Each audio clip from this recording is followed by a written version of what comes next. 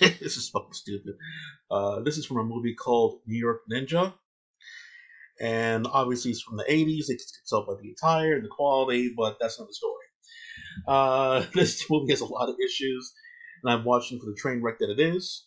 But the issue here stems from this era in the 70s and the 60s, even to now. When the protagonist gets surrounded by a whole bunch of foes, usually the foes gang up on the guy. In reality, gang up on the guy and gang with the guy and try to take him down. The reason why you do that is because you put more weight on the victim, meaning they can't move as easily. So like someone would either go to the legs or go to the hands or whatever, and try to like get this guy at once. Unless the guy's carrying a weapon or some shit there, then you would think twice. But this guy's not carrying a weapon. So it'd be a lot. In this movie, they do this a lot. They do it a lot. But there's like 8 guys around him, and they all take turns. I'm not gonna show the footage because I can't. So the reason I'm showing this video right now for you guys is how you should get out of a situation if you're surrounded by a whole bunch of people at once. Of course, like most things in life, speed is of the essence, but technique is also important as well as a strategy to get out of this thing. So normally, you don't want to take them on all at once. So what happens here is that this guy in the next footage or whatever, he's going to attack first. That's in the actual footage. He's going to attack first with a knife.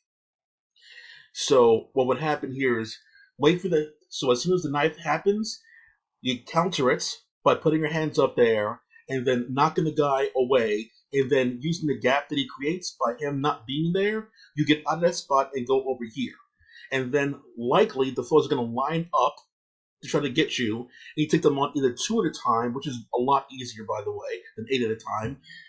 And so you fight them 2 at a time, so they're all going to come in a row after you, take out 2 of them, and then once you see 2 of them out, maybe 3 of them will be coming at you at once, or maybe 2 again. So take them out quickly. How you would take them out really quickly? Go for the joints or the jugular.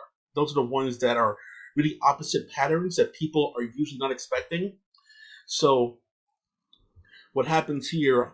So give it to this guy, not this guy in the throat there, and then he falls over here, creating a gap between this guy and that guy, and you leave out of here. They follow you afterwards. They're probably going to come at you with like a usual overhand attack. Especially if they have like a weapon in their hand, they're going to come at you with an overhand attack, try to hit your head. They usually kind of do that stuff. So they go for it. So they leave their guard open by leaving their hands up in the air. You go for either their ribs or go for their knees, and that'll take them out like pretty quickly and wobble them out of the way. Once they get staggered, you go for the other guys, either opposite area, either the jugular or the knee area, take him out as well.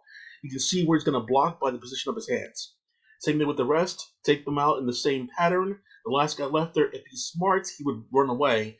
But if he's not smart there, you can likely do an all-out attack on them and like throw yourself into him by running at him and putting your knees up there. No one's gonna block that.